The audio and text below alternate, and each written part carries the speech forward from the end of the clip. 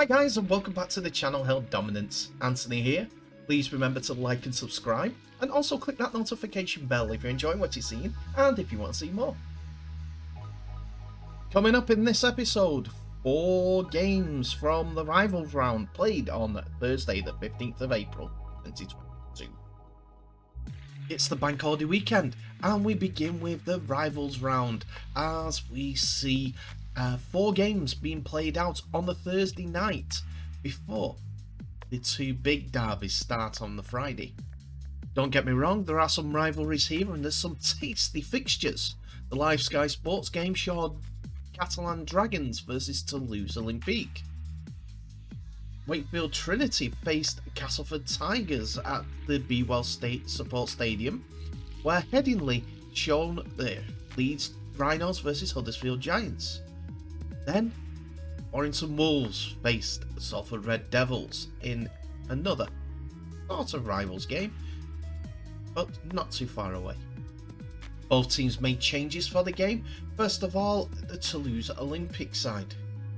Toulouse's changes all came in the back row for the starting 13, as Maxime Stefani, Hugo Perzet, who is a product of the Toulouse Academy, and Maxime Puech all were brought into the side in place of Dominic Peru, who drops out of the 17 altogether, as does Andrew Dixon, and so does Joseph Paulo.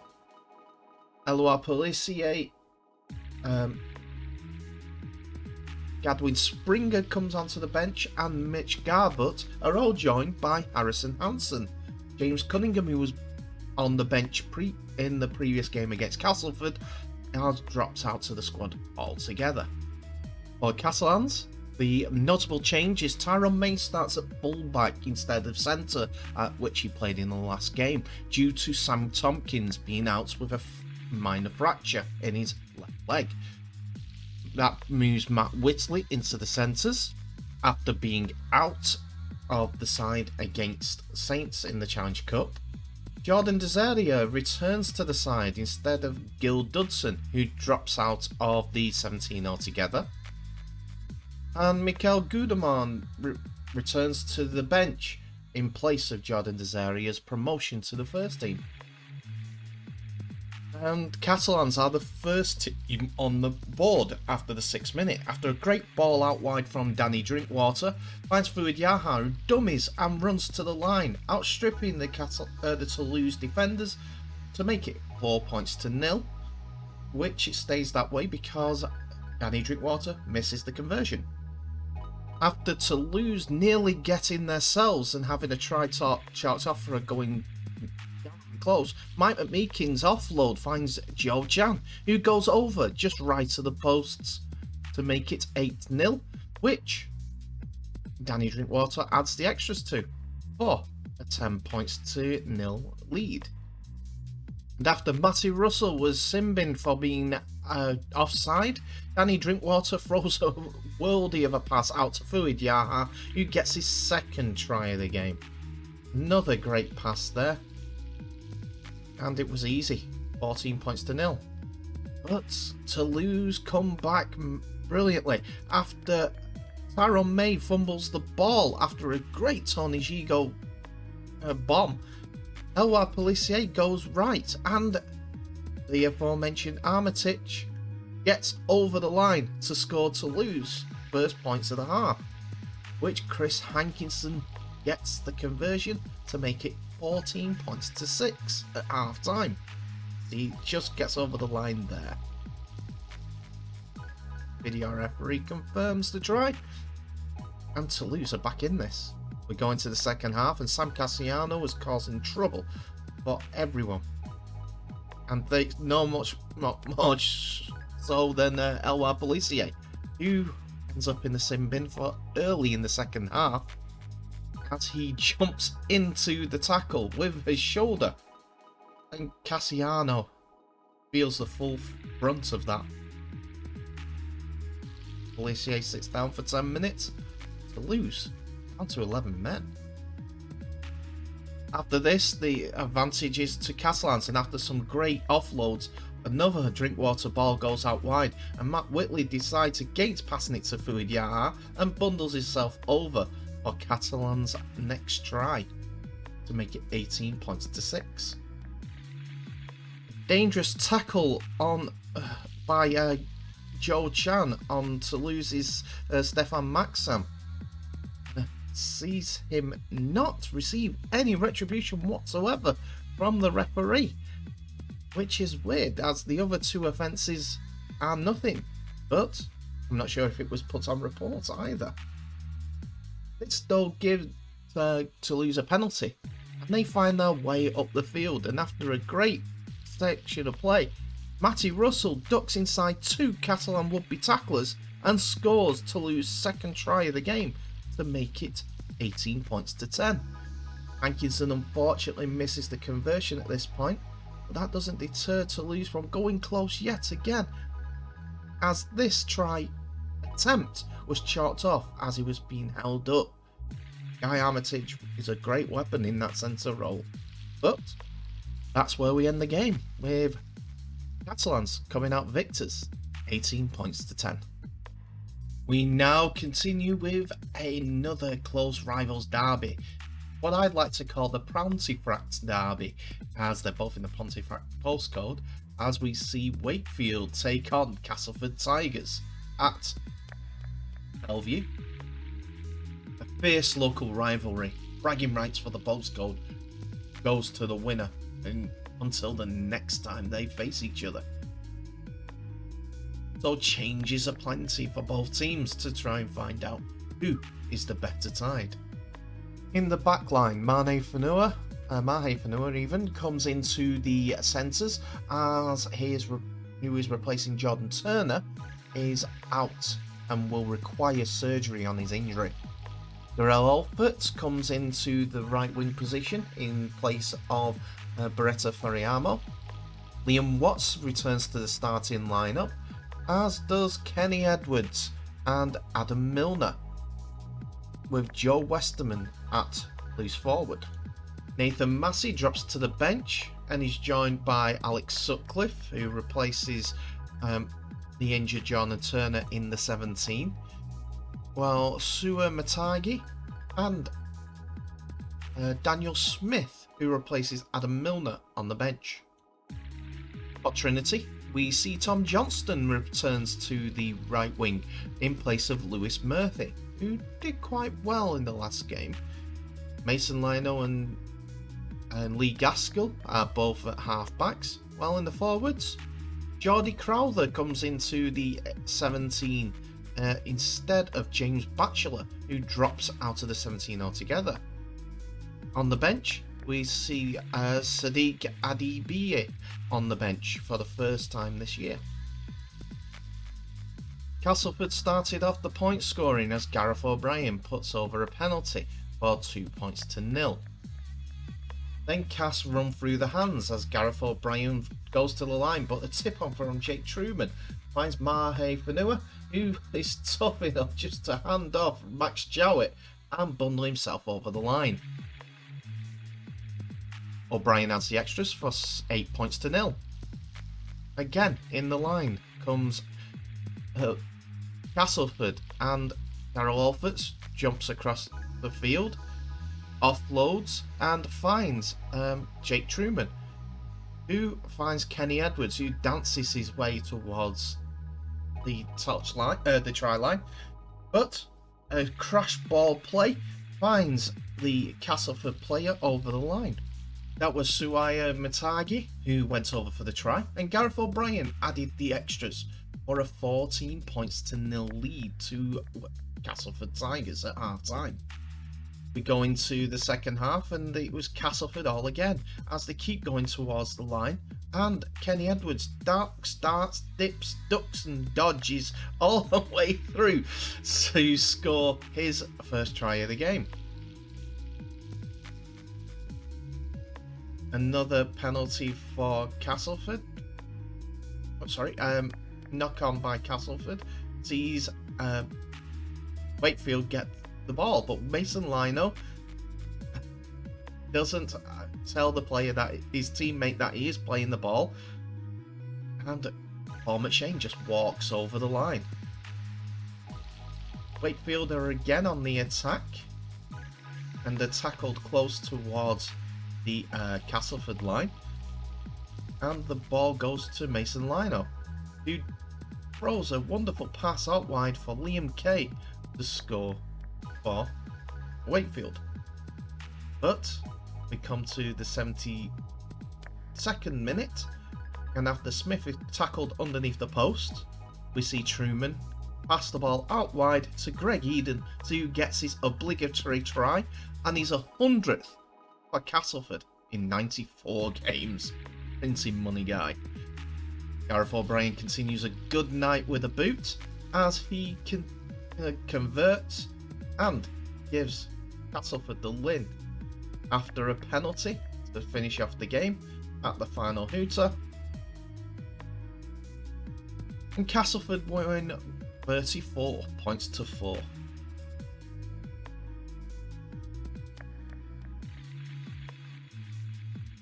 Our third game today is Leeds Rhinos versus Huddersfield Giants, as Leeds are looking to get their season back to some sort of normality, get some wins under their belt, while Huddersfield Giants want to continue their early season form, which has been impressive with the stats and also their league position. Both sides have made changes, as first of all we see Jermaine McGilvray back in the starting lineup for Huddersfield, and Ash Golding, who was his replacement last week, finds his place on the bench. Oliver Wilson drops to the bench in place of the returning Owen Trout. Sebastian Ikahifo drops from the 17 altogether due to all the changes, and as does Michael Lawrence. On the bench had Matty English, Joe Greenwood, Oliver Wilson and Ash Golding. Jack Broadbent is out of the 17 altogether for the returning Alex Mellor, while it's as you were in the halves with Austin and Sutcliffe. In the forwards we see no changes to the pack, the starting pack, but on the bench Brad Dwyer returns, as does Zane Tivano, who finds his place on the bench, and James Donaldson. Morgan Gannon keeps his place on the bench, and we go into the game. And we begin with Huddersfield getting on the ball after a delayed pass by Lolohea finds a gap to pass out to Jermaine McGilvray to go over for the first try of the game for a 4-0 lead to Huddersfield.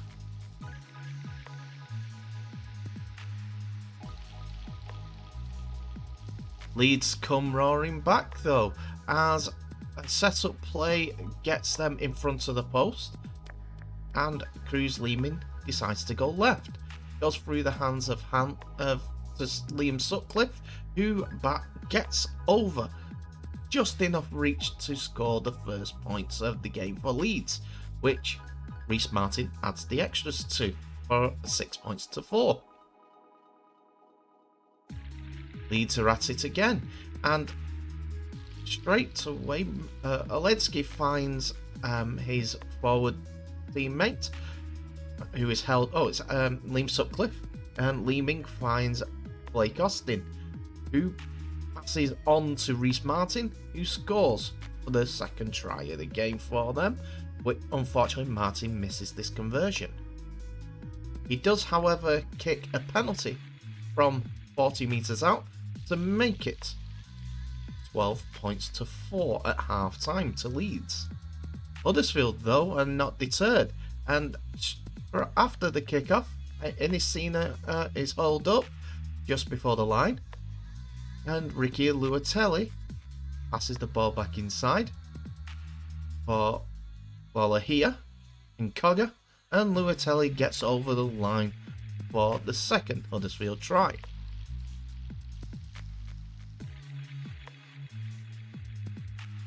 Leeds are back in after a good set-up play by Mikołaj Dolecki, who seems to be leading the line properly at this point for Leeds' sake. Gannon gets over the line for Leeds' third try, which Martin converts. In this to-in and throw-in game, after a little kick, Theo Farge is found his Luke Yates, who goes over for Huddersfield to come back once again.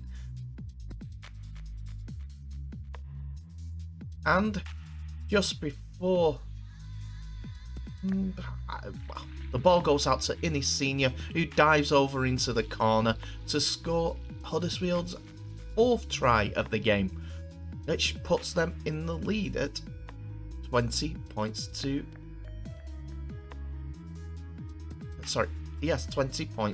18. A Reece Martin penalty makes it 20 all, but then we go into golden point extra time, and there are so many efforts for the win. Unfortunately for both teams, the time runs out and the game ends 20 points to 20, a draw. The final game of the Thursday night rival rounds fixtures was at the Halliwell Jones Stadium, and it saw Salford Red Devils travel to Warrington to face the Wolves.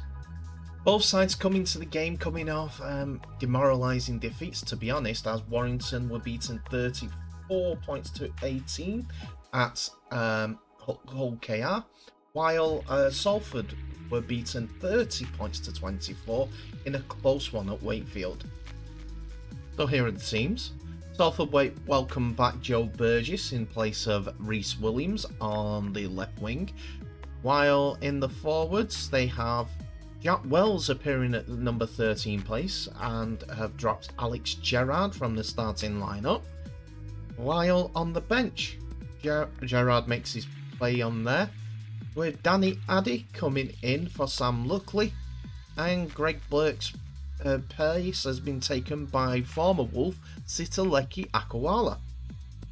The big news for the Wolves side is that they have dropped George Williams from the 17 and see Stefan Rashford appear at half-back as Josh Foulis continues at full-back. In the forwards, Billy Magoulis takes his place on the starting lineup in place of Oliver Holmes, who drops out of the 17 also. On the bench, there's Ellis Longstaff, who comes into the side after the three Philbin, Bullock and Walker keep their place in the 17. It's Warrington who rush into a 3-try lead as the Stefan Rashford effect comes into play.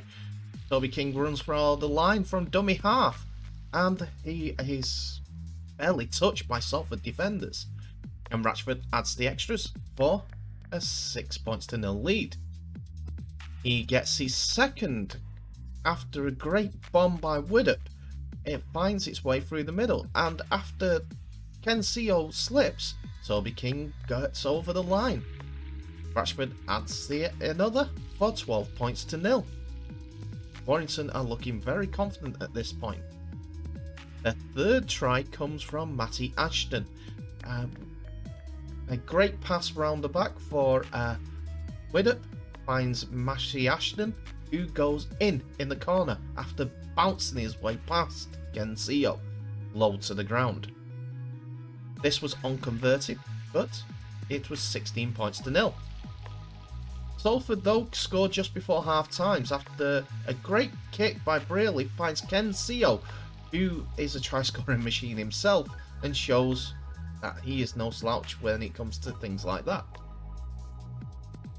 We go into the second half after Mark Sneed kicks over the conversion for Salford for 16 points to 6 at half-time, and we see Joe Philbin go over underneath the sticks for the fourth try for Warrington.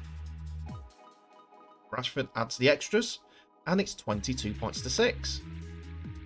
Salford, though, are showing some heart in this second half, and it is Andy Ackers who dives over from half-back to score Salford's second try, and Sneed adds the extras for 22 points to 12. Once again though, it's Warrington who hit back, and they go to their left again. It's been trusty all night, and Widdop finds Ashton, who dives over in the corner for his second try of the night, which gives the score a great 26 points to 12 look for Warrington. It's that left edge that Warrington go to again. It's a well that keeps giving out, and after a short ball, it's found Toby King for his hat-trick. And Warrington are looking well for the win. Ratchford adds the extras, and now it's 32 points to 16. Salford, though, have the last say, and after some great little interplay, it's Ryan Briley who gets on the end of the grubber by Brodie Croft to score the final try of the game. And while Sneed adds the extras, it is 32 points to 18 in Warrington's favour, a much needed win for the Wolves. And that's it for another episode. Thank you so much for watching. Please remember to like, subscribe, and also share this video worldwide, as well as clicking that notification bell for any updates you may see in the next few days. Tell me what your thoughts are of the 4 games. Warrington getting back to winning ways. It's a fantastic effort against a Salford side who have been a little bit inconsistent. I don't think they're going to be as much trouble as I thought at the beginning of the year, but Salford needs to start winning soon. Next, Leeds Rhinos coming back with some heart against Huddersfield. Unlucky not to win, but Huddersfield are relentless. You have to put them down early, or you can't beat them because of their territorial and completion game. Wakfield getting beaten by Castleford. Is that the parity coming back to its norm? Don't know. It's early in the season, and both teams are a bit indifferent when it comes to their form. And finally, the French derby, first one, 8,000 fans, not bad, not bad. If it gets established, I'm sure it'll get even bigger, and more teams will be, more fans, players will be involved in the rugby league. Have to say that Hugo Perez is another Toulouse academy player who has played in the Super League, a French academy player. There's not many doing that at the moment, and it's good that they're pushing their academies on. But hey, you tell me what your game of the Thursday was. Mine was the nail-biter Leeds versus Huddersfield. Even though it wasn't on TV, the highlights and all the reports and social media say that it was a great game. Anyway, thank you so much for watching. Please remember to like and share this video worldwide. Share. And in the meantime, please stay safe. I'll wish you all the best, and I'll see you in the next episode.